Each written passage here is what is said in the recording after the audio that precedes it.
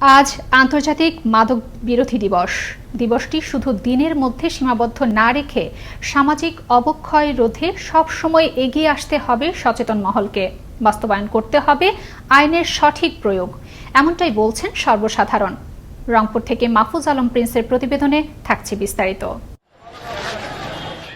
ঘটা করে দিবসটি পালিত হলেও প্রতিদিনই বাড়ছে মাদকের ব্যাপকতা, বেড়েছে মরণঘাতী ইয়াবা, ফেন্সিডিল, হেরোইন আর গাঁজার বিস্তার। দিনের আলোতে ও রাতের নিস্তব্ধতায় সমান তালে চলে মাদকসেবীদের অবাধ চলাচল, বলছেন মাদক নিরাময়ে কাজ করা সমাজের এই প্রতিনিধিরা।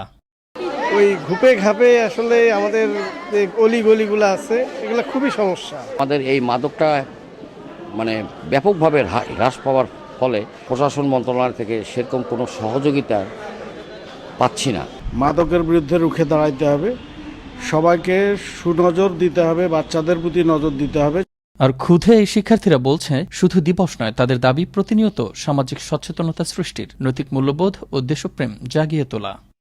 এরকম যদি প্রতিটা স্কুলে করা যায় তাহলে প্রত্যেকের মাঝে এই মেসেজটা পৌঁছে দেওয়া যাবে যে মাদকে না বলুন। সরকারের উচিত তাদের বিরুদ্ধে কোনো তুলনামূলক স্টেপ নেওয়া, যাতে তাদের দেখে অন্যরা যাতে এই বিষয়ে আসক্ত হতে না পারে। এটা আমাদের সমাজের জন্য অনেক ঝুঁকিপূর্ণ, আর বাংলাদেশে এই দারিদ্রতার কারণে আমাদের দেশে এটার ঝুঁকিটা বেশি।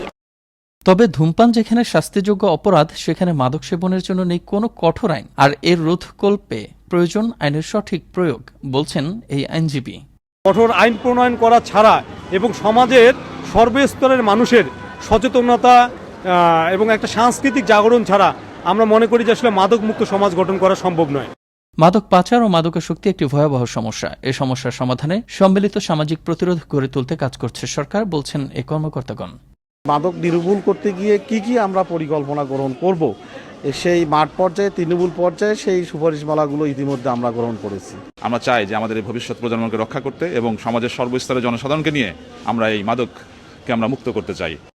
যখন জীবন গড়ার কথা, ঠিক তখনই মাদকের ছোবলে অনেকেই হচ্ছে পথভ্রষ্ট, সমাজকে করছে কলুষিত, অবক্ষয় হচ্ছে সামাজিক মূল্যবোধের। এমন অবস্থায় এগিয়ে আসতে হবে সমাজের সবাইকে, করতে হবে সচেতন, তবেই বাঁচবে দেশ, বাঁচবে নতুন প্রজন্ম।